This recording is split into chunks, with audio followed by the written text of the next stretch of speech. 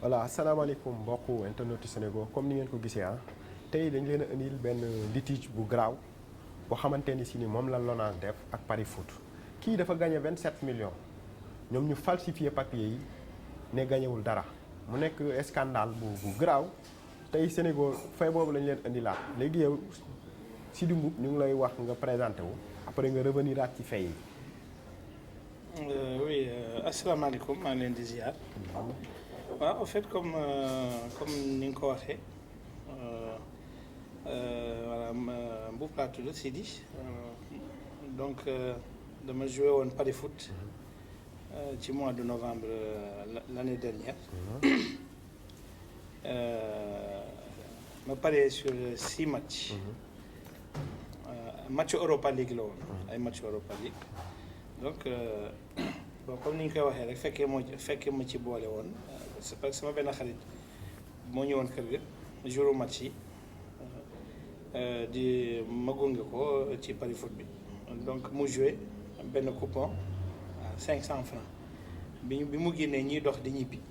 mu ne ma doomu ndey mu ne ma benn coupon bi laay joué 500 francs 6 matchs su ma ko gagné dinaa gagné 5 millions mais ma ne ko mais attends mais kon yow jox ma coupon bi man tamit ma dem joué ba may tooñ sax je me rappelle je m'en souviens comme si c'était hier mu may tooñ sax mu ni ma su ma la joxee coupon bi mbaa soo gagné naar bi mbaa naar bi dinañu fay ni la ko waxee man man instant yooyu noonu xamuma kuy naar bi xamuma kuy chinois bi voilà donc en fait noonu laa jëlee ticket bi si moom ma dem bon ma joué ko mais bi ma ko joué dama ne ndaw si mu multiplier ma ko par 5 c'est-à-dire li may wax ni détail bu am solo la 27 millions yi nga énuméré noonu au fait normalement ticket bu nekk 5 millions la mais man sur un coup de tête ou bien sur c'était instinctif xëy na dama sentiroon ne bon peut-être que y a un coup à jouer bon xam nga rek kuy parier wala kuy carte rek donc dama ko joué dama ko jox ndaw si ma ne ko joué ma ticket bi mais 5 fois donc man ma jox ko bi ma ko joxee mu validé ko ñu dem suñu yoon ci même jour match Paris Foot arrivé à la maison ñu toog di seetaan match yi di ko suivre en direct bon au fait ndekete y a un système boo xam ne moom sama xarit boobu noonu Pape dafa joué woon ndekete benn système comme quoi ne les 45 premières minutes à la mi-temps des 6 matchs du am plus d'un but c'est-à-dire première mi-temps ci 6 matchs yëpp yi nga xam ne ñoo ko moom moo ko tànnee joué ko du am plus de 1 but c'est-à-dire benn match rek bu amoon benn 1-1 ci mi-temps bi wala 2-0 ñàkk est-ce que je me suis fait comprendre donc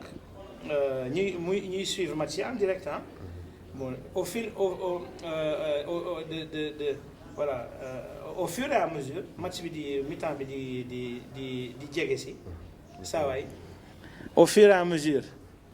mesure match bi di jege si saa waay di jubilé quoi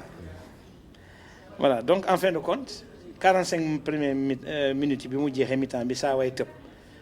waaye ma ne ko mais yow est-ce que li nga wax nii leer mu ni ma mais xam bon effectivement man bon j'ai eu à exercer dans un récent passé comme agent de joueur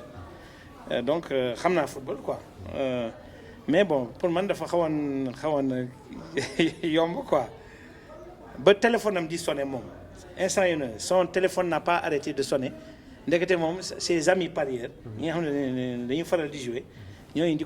ko woo di ko féliciter naan ko waaye yow saa yi tekki nga nekk nga millionnaire fii moom de ci benn ticketam voilà donc bi match yi nag jeexee ci fin de match yi ñu delluwaat ci Paris ci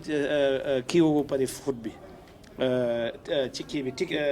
kiosque bi c'était à Yoff ñu gis ne waa ji mi ngi waaj a tëj parce qu'il était Vous savez, les matchs d'Europa League se jouent les jeudis, les jeudis soirs,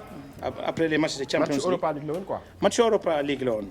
Donc bi ñu demee ci kiosque bi gis waa ji di waaj a tëj bon mu xool ñu jox ko benn ticket ñu ne ñu dañuy gañ mu xool daal di ko mu vérifier ko ah ba mu félicité ñu mu ne ñu mais félicitation mu ne ma léegi mais yéen da ngeen di dem demain il faut aller à Colobane parce que mënuñu ne fii du ñu décaisser mënuñu décaisser une telle somme bon bref le lendemain le vendredi donc c'était le vendredi 9 novembre ñu dem on s'est présenté à Paris Foot à Colobane et à notre grande surprise Pape bi mu joxee ticket yi samay ticket ak bosam ndaw si dugal ko ci machine yi mais ma gis ko après mu commencé di gesticuler moom Pape fekk man j'étais un peu à l'écart quoi léegi nag mu ni ma gis ko muy gesticuler ba benn instant ma jege ko mu ni ma mais doomu ndey mu ni ma mais ñii dañ ma bëgg a dofloo ndaw mu naan ma ay les tickets ne sont pas gagnants mais c'est pas vrai bon affaire bi daal ci saa si mu indi benn attroupement foofu noonu ci biir Paris Foot bi ak Colobane gars yi wër ñu ko nga gis nga ma commencé di dégg de gauche à droite gars yi naan waaye naar bi moo ci xëpp kaan yi xam nga ñii di wax ba ñii naan ma waaye grand bu leen bàyyi mu sedd. naar bi nu mu tudd. Iyad bon après ci laa ko xamee man bu instant yooyu xaw ma naar xaw ma chinois mais Iyad la tudd boo xam mooy directeur commercial u Paris Foot voilà donc yàlla def nag ñu génn ci extérieur bi à l'extérieur ci mbedd bi à l'extérieur de Paris Foot à Colobane il y a un kiosque de Paris Foot et c'est là-bas où on a interpellé le gars qui travaille à l'intérieur Pape ne ko mais gars lii nu mu demee sama 6 match yi ma joué nii score baa ngi nii à la mi-temps yaa ngi dégg mi-temps la ñuy joué score yaa ngi nii bon lii mënul nekk waa ji xam nga lan la ko tontu waa ji ne ko dañ maa woo tey ci suba on m'a appelé ce matin wax ma rectifier listu numérotation liste yi moom laa taf fii nii ci kiosque bi. mais est-ce que yaa ngi ak preuve yi papier. mais waaw dama ko photo on a pris ça en photo. ana moom mi ngi ci sama téléphone. j'ai pris ça en photo mais bien sûr ñu photo ko ci kaw kiosque bi gars yi waa ji daf ko il a rectifié corrigé au feutre marqueur barré ba pare bind ak loxom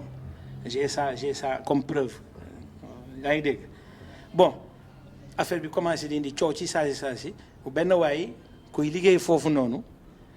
du ma wax sax lu mu fay liggéey mais kooku moo ñu interpellé mu ni ñu saa yi lii bu leen bàyyi mu seet dem leen Lonase dañ leen fay seen xaalis ñu ni ñu nag ndekete am na benn Lonase bu nekk ci avenue Cheikh Anta Diop xaw ma ñu jël taxi ci vendredi boobu noonu ñu jël taxi gaawantu pour avant heure julli ñu gaawantu dem bi ñu demee ci Lonase u Cheikh Anta Diop ñu laajte ba ñu yéegoon ñu ci premier étage benn waay ñu indiqué ñu benn bureau ñu fëgg man ma fëgg ci bureau man ak Pape ak Bira Diouf sama benn xarit Baye Fall ñoo àndoon on a trouvé un gars à l'intérieur je pense que su ma juumalee un certain monsieur Ndiaye que je salue au passage dama koy nuyu te moom xam na lu tax ma koy nuyu donc ma ñëw ñu dugg ñu présenté wu bon ñu woon ko ticket yooyu ñu expliqué ko en 5 minutes waa ji dañ ko fekk mu toog sol mbubu yére wala fam te kurusam mel ni kuy préparé di waaj dem jàkk pour julli bi ñu ko expliqué en 5 minutes waa ji waxul sax xam lu mu def yàlla bi ma tiim moo koy seede dafa jël un bout de papier mu bind ci Iyad xaw ma naka ak sant bi mu ma j'ai pas son numéro de téléphone mais dellu leen fi ngeen jógee et vous allez le voir mu ne ma nag c'est un Libanais je pense qu'il est c'est un Libanais loolu la ma wax quoi waa ji monsieur Ndiaye boobu noonu donc mu ne ma allez le voir bon ma daal di jël bout de papier mu jóg bi ñuy jóg di génn monsieur Ndiaye boobu noonu su ma jumulee monsieur Ndiaye mu interpellé ñu ci bunt bi mu ni ma monsieur Mboup mu ni ma arrivé devant Iyad parlez-lui sur un ton ferme. Je réitère mes propos. Et je cite, monsieur Ndiaye, moo ma ne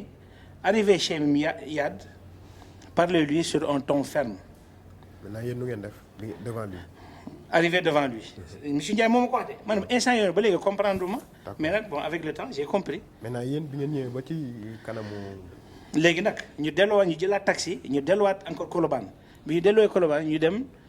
gars yi commencé di indi vigilant bon pour gis Iyad yombul ak dugg na fi génn bon j'ai fait des pieds et des mains pour gis ko vigile bi voilà je me suis même fait passer pour un agent de joueur FIFA. Bon comme ni ma ko waxee j'ai eu à exercer comme agent dans un passé récent mais bon dama ko ne j'ai rendez-vous dama ko gëmloo moom vigile bi. mu yéeg bi mu yéegee même pas une minute mu wàccaat mu ne monsieur Mbow venez ñu yéeg man ak Pape ak Bira Diouf ñu yéeg on était 3 man ak sama ñaari doomu ndey ñu yéeg bi ñu yéegee ñu fekk benn waaye toog moom kese ci bureau ma dugg bonjour se présenté mu présenté wu Iyad directeur commercial donc ma toog ma expliqué ko ma ne ko bon monsieur Iyad on a joué au pari foot hier on est venu encaisser notre pactole. Bon, on a joué les matchs, les résultats sont là. Waaw sama monnaie jéggal rek jox ma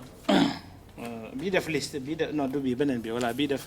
score yi ci mi-temps bi voilà match yi moo nekk nii da ngay gis ne ci première mi-temps bi li ma def fii nii à gauche mooy score yi à la mi-temps. À droite ce sont les scores mooy fi ma def HT bi mooy half time donc fii nii mooy score final bi. donc da ngay gis ne Rapide de Vienne Villarreal 0-0 Lazio Rome Olympique Marseille 1-0 Dynamo Kiev Rennes 1-0 Slavia Prague Copenhague 0-0 Celtic Glasgow Leipzig 1-0 Fenerbahçe Anderlecht 0-0. Première mi-temps. Ça sont les matchs qu'on a joués. Ils sont là. Les scores sont là. lii du lu ma inventé je suis pas là pour inventer quoi que ce soit bon léegi bi ñu ko expliqué naar bi mais à ma grande stupéfaction mais naar bi il a fait fi de voilà il n'était au courant de rien mais ma commencé di reetaan sax am na nag benn détail bu important bu may souligner fii mooy ne ndekete bi ñu toogee di wax ak bi fi ñuy toog di wax ak naar bi ndekete Pape bi ma àndaloon Pape mi ngi bës téléphone am di enregistré donc on a été reçu presque entre 35 et 40 minutes on a fait presque 45 minutes avec monsieur Iyad dans ses bureaux et tout l'entretien a été enregistré on a ça en notre possession audio. lan la leen wax. bon voilà bon bi ñu ko comme ni mu la ko waxee bi ma ko expliqué moom dafa ne moom il est au courant de rien léegi après bi ma ko xaw a acculé ba ne ko non mais ma ne ko mais monsieur Iyad ma ne ko vous rigolez ou quoi ma ne ko lii war nga rek mu ni ma attendez je vais faire venir mon expert informaticien effectivement mu jël téléphone bi ñu ngi toog de mu jël téléphone bi mu woote te li mu lay wax nii yëpp mi ngi ci audio bi mu woo benn waay même pas 3 minutes après il y a un gars qui se présente et un gars qui doit être d'origine béninoise ou togolaise ou quelque chose comme ça quoi comme ni ñu koy woowee ñun ñàkk. Le gars, il rentre. Monsieur Iyad l'interpelle et lui dit, voilà, mais bon, on va l'appeler Didier, hein, le gnac entre guillemets. Mais Didier, vous êtes au courant? Bon, il y a monsieur Mboub qui est venu, ils ont joué des matchs hier, hein, il s'est avéré qu'ils ont gagné, hein, score à la mi-temps, bref, Wajida les connaît. Non, mais bon, mais avant muy tontu, bi ko Iyad interpellé. Malheureusement nag audio la ñu am mais amuñu on n'avait pas une caméra cachée mais da ngay gis ne waa ji dafa sëgg nañu wax ne man maay Iyad de maa toog nii waa ji ngi taxaw Iyad di wax ak moom mais waa ji après dafa sëgg ci noppam ne ko est-ce que je peux parler et Iyad embarrassé dafa sax xonq ci saa sur le coup ne ko mais bien sûr mais ñag bi daf ko laaj dafa sëgg ne ko est-ce que je peux parler te c'est perceptible ci audio bi man encore une fois je suis pas là pour raconter des histoires ou bien. ok voilà léegi moom lan la wax. bon mu expliqué daal loo xam ne bon amul bopp amul génn daal à ce jour comme quoi ne il